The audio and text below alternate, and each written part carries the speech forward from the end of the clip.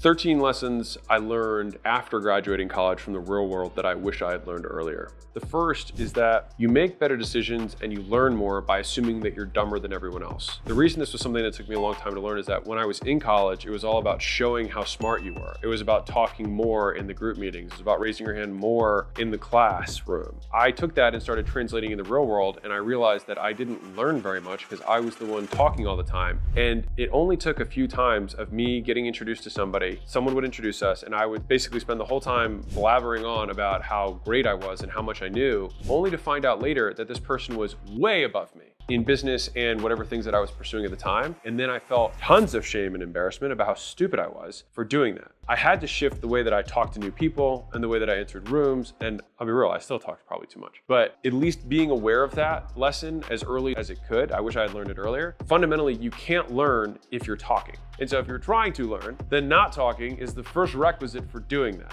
And if you want to make better decisions, then you need to learn. This was a big epiphany I had. I got introduced once to somebody. I was walking peripherally after I had left, and somebody else went up to them and was like, "Do you know who that guy is?" And in that moment, I realized that my positioning was now sky high because I didn't have to be the one to say it. The idea that I realized was, how can I get other people to edify me? Because what I had to allow people to do was to make the same mistake that I used to make, which is that someone young, someone inexperienced, someone less aware, whatever, would come up and then start posturing themselves and blathering on about everything that they're doing. And me, I might be way ahead of them, but I would listen and see if there's anything interesting. And so on that conversation, I learned more than they did. I learned what type of person they are. I learned where they're at with their career. If they had anything interesting that would be worth following up with. They learned nothing. They felt good about themselves. And then later would feel bad about themselves when that other person went over and told them. And so I was like, of these two scenarios, which would I rather do? Would I rather have someone have a conversation with me and then not know who I was, but be able to learn? Because that's the worst case scenario. Or would I rather blather on, learn nothing? Either I am above them and then they're like, well, fuck that guy, he brags, or I'm below them and I'm the moron. So I stopped doing that. So that was lesson number one. Lesson number two was that the hardest respect to earn is one's own. What I realized, and this was something that was really hard for me, is that I had a pretty bad reputation in the very beginning of my college career and all of my high school career. And it was because I drank too much, I was irresponsible, I slept around a lot, and I wasn't representing the type of person that I wanted to be. And so I felt ashamed of the behaviors that I did, but I didn't change them. And so it was only through a conversation I had with my father where I said, how do I change my reputation? How do I get these people to stop saying this stuff? And I thought there was some like PR marketing angle that I could take, that I could control the narrative. And he said, why don't you stop being a piece of shit? And he said that in his own, in his own words. And I was like, that can't be it. I'll figure out a way. When parents talk to kids, they're listening, but they're not listening. That really stuck with me, and I started thinking about it. And so I said, like, well, if I wanted to be somebody who was respectable, what would I do? And so then I tried to start acting in that way to be someone whose respect, my own, I would earn. And so when I started doing that, nothing changed externally. People still treated me like I was a piece of shit, and they were probably right. But my behavior began to change, and then slowly, so did my reputation. But it started with me trying to respect myself first, and then others begin to respect me as a result. If you want to control what people think, control what they say. This is the third lesson I learned, and this is more of a business/marketing lesson, but if you want to talk about products and services, you have to equip people with the words to describe what you have. Because otherwise you're asking them to solve the problem of how to describe your business. And if right now you can't even figure out how you're going to describe your business and you own the darn thing, how do you expect them to do it in a half second when they're telling their friend? And so this is really about equipping people with simple language so they can communicate what you do. So for example, at acquisition.com, the mission when I started the business was to document and share the best practice of building world-class companies. Most people don't know what that means. And so I have now, and we probably will, shift the language to make real business education available to everyone. They functionally mean the same thing, but giving people the words to describe it in a way that they understand allows me to give them words that they can explain to somebody else. You get more out of reading one book that's great 5 times than out of reading 5 mediocre books. I don't read many books. And what I mean by that is I buy lots of books. I skim most of them and quickly realize that it's not worth reading. And so then I toss them aside, because just because someone wrote a book doesn't mean you need to finish it. It has nothing to do with you. It means that they didn't organize it well. I have found that books that are older in general tend to be better because the reason the person wrote it was a different intention. They wrote it because they wanted to transmit knowledge to the next generation. Whereas the people who write books now are either writing for money,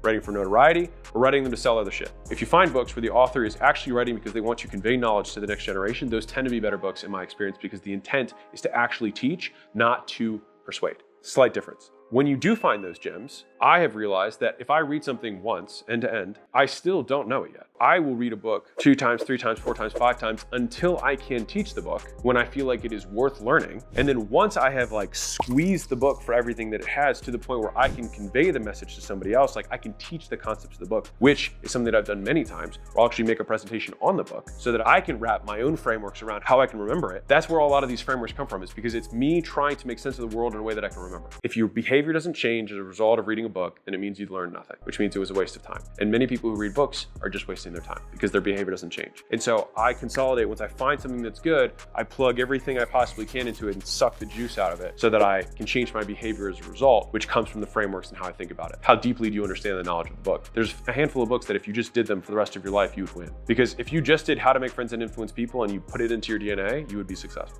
Number 5 is that most champions do not have something that you do not. They lack something that you have. It's a different thought process, because if all of us have the exact same hours per day, it means that they're allocating their time differently. Many times they eliminate things that you are still doing. They have sacrificed more. They have given up things that you have continued to have on your tree as branches that are distracting from growing up. Champions, when I look at the people who are further ahead of me, they're even more ruthless with their time. They even have lower tolerance for friends, family, people around them that are not at the bar that they hold themselves to. For me, going through college or when I was younger, I always thought it was about adding to your plate, saying yes to everything, saying yes to opportunity, say yes, say yes, say yes, when all I did was I just completely got distracted and spread super thin. What most champions have is singular focus, and they're willing to say no to everything else. And that took me too long to learn. 6 is that goodwill compounds faster than money. Like, if you actually think about what goodwill is, it's that you have positive sentiment and you have a degree of influence over a person's behavior. That's what goodwill is. If one person has goodwill with you and then shares your stuff with somebody else and you create goodwill in that next person, you can double your goodwill or 10x your goodwill in a matter of 12 weeks. 10xing your money in a matter of 12 weeks is very, very unlikely. Goodwill, because it's based on audiences and humans, can compound significantly faster than money can.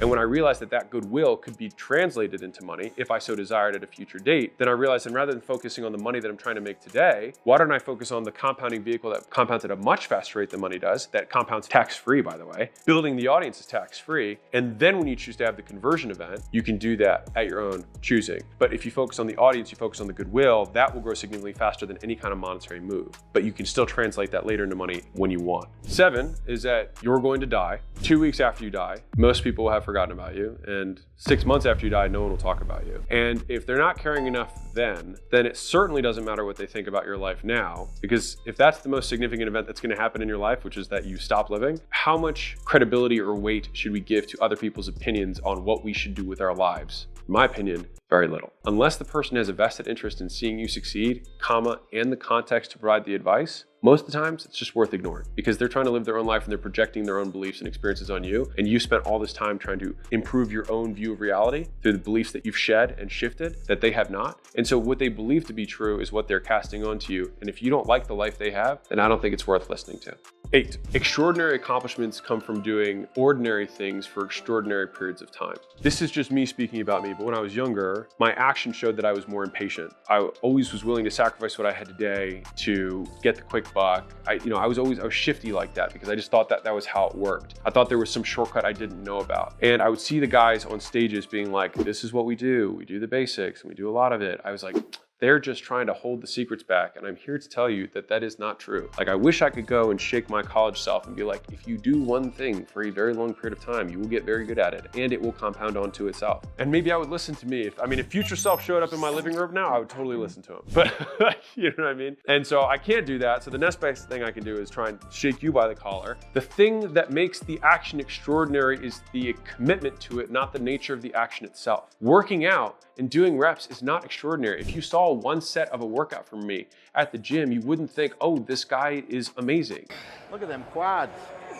It's the fact that you do it for 20 straight years is what compounds on itself. If you listen to one guy make one phone call, you listen to one Major League Baseball player, one at bat, nothing about that is extraordinary. It's the dedication to doing it over and over and over and over again, despite feeling like there's better opportunities, despite people approaching you with new and exciting things, but saying that you're committed to the original vision you had and that reality has not changed in such a way that your need to beliefs are no longer true. You said, I believe that X, Y, and Z is true. And as long as that remains to be true, then I will continue on this path for an extraordinary period of time. And that, not the action itself, but your commitment to the action is what makes someone extraordinary. 9, if it's worth doing, it's worth doing well. This is a really great saying. I shortcutted so much stuff when I was younger. I just wanted to like get it done, get it done, get it done, rather than doing it well. There's kind of 2 ways you can take the saying, which is why I like it so much, is that if it's worth doing, it's worth doing well. Because many times I was doing things that were not worth doing. I didn't have the time to do things well because I was doing so many things that were not worth doing. The first criteria is, what problem are we solving? What am I hoping to accomplish? Is this worth doing at all? Because if it is worth doing, then I have to understand that to do it, right, to do it well, it's gonna take this much time. Now, given that, is it still worth doing? And if it passes that test of A, being worth doing in the long haul, and because it is worth doing well, then it gives us this lens through which to see the activities we do so that we can prioritize the things that will make us the most money or get us closer to the goals we have. And so younger me had more energy than me does now. I make way more money than younger me did. And it's because I do fewer things and I do different things than I did then. And now, if I write a book, I'll take a year on writing the book, because if it's worth doing, it's worth doing well. Because I understand that taking 1 year today will mean that that book might sit and sell and distribute itself to millions of people over the next 50 years or 100 years or after I'm dead, compared to me just putting words on a page that are pretty good and then shipping it. And I think the vast majority of people don't get the difference between good and great. The ocean between good work and great work is vast. It's 5 times, 10 times the work to go from something good to something great, which is why you have to be really selective about the few things you choose to do that are worth doing, and in being worth doing well.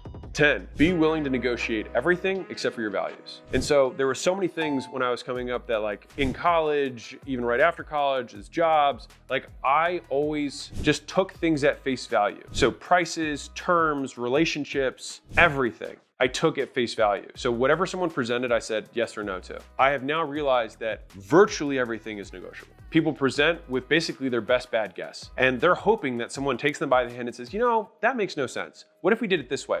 What problem are you solving? What problem am I solving? And then ask the right questions to get someone else's true desires and wants. And then knowing what your own true desires and wants and what you're willing to give up allows you to make better deals. And so I used to think of negotiating as a zero-sum game, and it's not at all. You can find a way where both parties get better than they were before, which is the entire point. That is how negotiating works if you're doing it well. And so I didn't understand that. I thought everything was an arm wrestle. I thought everything was like this for that, tit for tat, like no give. And I also thought really short about it. I was trying to get one over. I was ruthless with vendors. I swung the other direction. So first I didn't negotiate anything. And then I found out you could negotiate, and then tried to get everyone to give me their last penny. But then I realized that this long-term doesn't create good relationships, and they will not be loyal to you at all, which long-term has a more negative impact than giving them the extra 10% and having an amicable relationship. You want to negotiate everything except for your values. I negotiated everything in that second example, including my values, because I was doing business in a way that was contrary to the values that I wanted to espouse, wanted to embody. Because the deals we do with acquisition.com, for example, like I could probably ask for significantly more than I do. And I've had many times where people are like, I want to give you this. And I'm like, I don't want that, because I don't think you know what that means. This is what I think is fair today and in 10 years. And so it's balancing both your need today, your need in 10 years, and their need today and their need in 10 years. And you have those 4 points, and you try and find the closest point given your reality. And you can explain that this is how you're thinking through it with them. And I think they will appreciate all 4 data points on the map to come to the best solution for today and tomorrow. 11.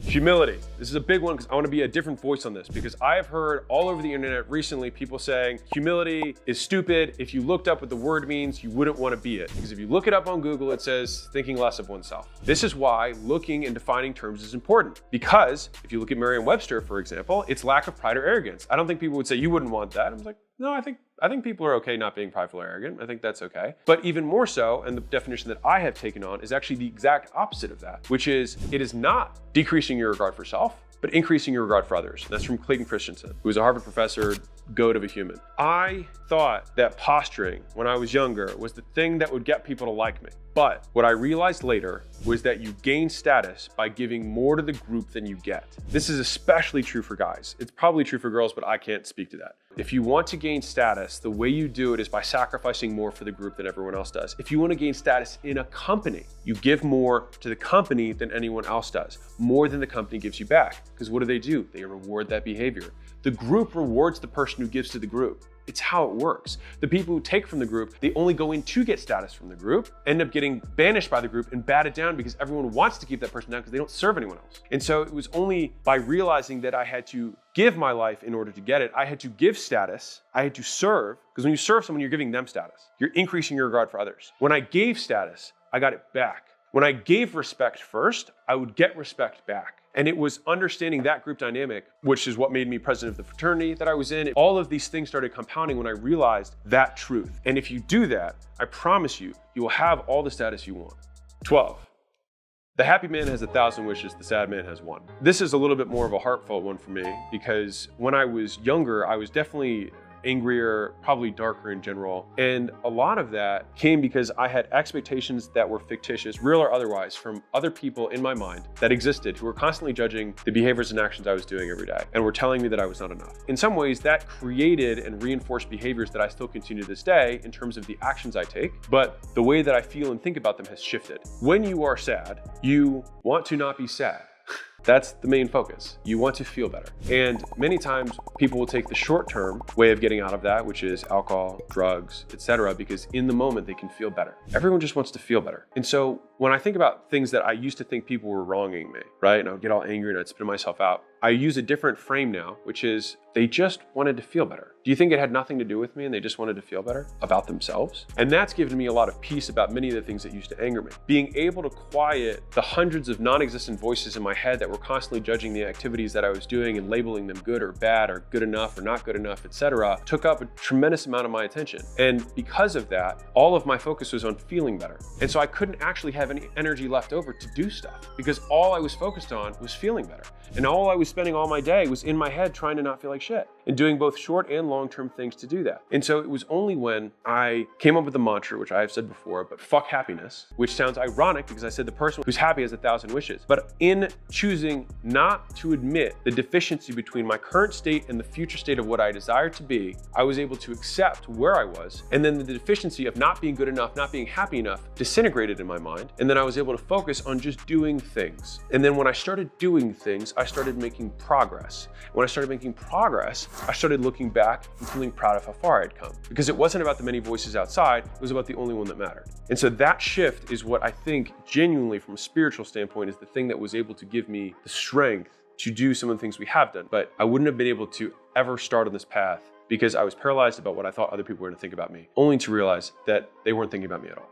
13, failure leads to learning, learning leads to success, success leads to complacency, complacency leads to failure. And so a lot of times I remember used to thinking that like there was a destination, but I think the actual entrepreneurial cycle, it's not a destination, it's not linear, it's cyclical. And so that's why I talk about entrepreneurship in terms of seasons, because there are cycles where you learn a lot, right? And I used to say this a lot where I'd say, either the business is growing or I am. Either I have learned lessons and I am applying those lessons to the business and the business is growing, or the business is not growing and has problems. And now I am the one receiving the lessons from the business. And until I learn the lesson that I'm supposed to learn, the business will cease to grow. Until I have learned this lesson, until I beat this boss at this level. And the difference between video games and real life is that sometimes in order to beat that boss, you're not doing it in 10 minutes, it might take you 10 years. Recognizing that you are not above the cycle, but that cycle is inevitable because you have failure, learning, success, complacency. The goal is if you can identify that, how quickly can you get back to learning success, and try and skip the complacency step altogether. It still happens to a degree. When I can start feeling the feelings and it's rearing its head, I'm aware of it, and then it allows me to speed through it faster. And to the same degree, I stop labeling things as good or bad because if I'm failing, it means I'm about to go through learning. And I see learning as good. And on the flip side, if I'm succeeding, succeeding is good. And so either way, they lead to my success. And framing it that way took a lot of the judgment and the label and the depression around not achievement away from me. And also, when things are good, it allowed me to not be so high on my supply because I knew that whenever things were good, everything is good is followed by something that is not as good. And so you always have regression to the mean, right? You have regression to the mean.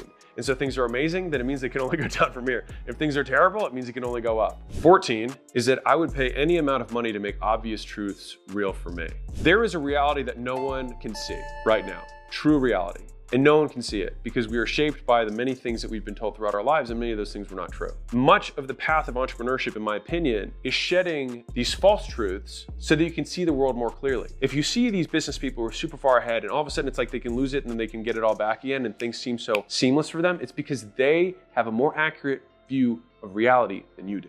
And so imagine trying to hit a target with a blindfold on. You're just gonna keep missing and keep missing and keep missing. Now imagine there's a guy next to you who's got a blindfold on too, but it's clear and he's just nailing it. And you're like, what the hell? I'm doing the same thing with my wrist. I'm doing, I've got all this technique down. It's simply because he sees the target and he sees all the environment around it more clearly than you do. And for me, the whole concept of ignorance tax and ignorance debt has been one that I've taken with me for life. And I actually heard this, a speaker said this on stage, and he was actually using it as a close for the audience. He said, how much is not making $1 million a year costing you? He's like, well, if you make $50,000 a year right now, he said it costs you $950,000 a year to not know how to make $1 million. And I thought about that and I was like, shit.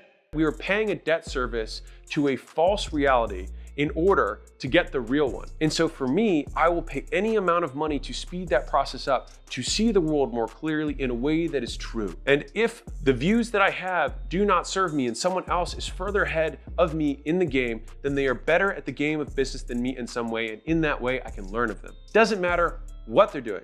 Some people are like, oh, this guy's unethical, this guy's... You can learn from everyone. If they're making more money than you, you can learn from them. And so taking that and taking my ego hat off, right? Taking my ego hat off and saying like, I'm the student here. This guy's better in some way. What does he believe to be true about the world that I don't? Or what do I believe to be true that isn't? And simply trying to observe to see those realities is something that I will always pay for. If you're a company and you're doing $10 million or more, acquisition.com would like to help you get to 100 million. If that's you, go to acquisition.com. Everybody else, enjoy all the free stuff.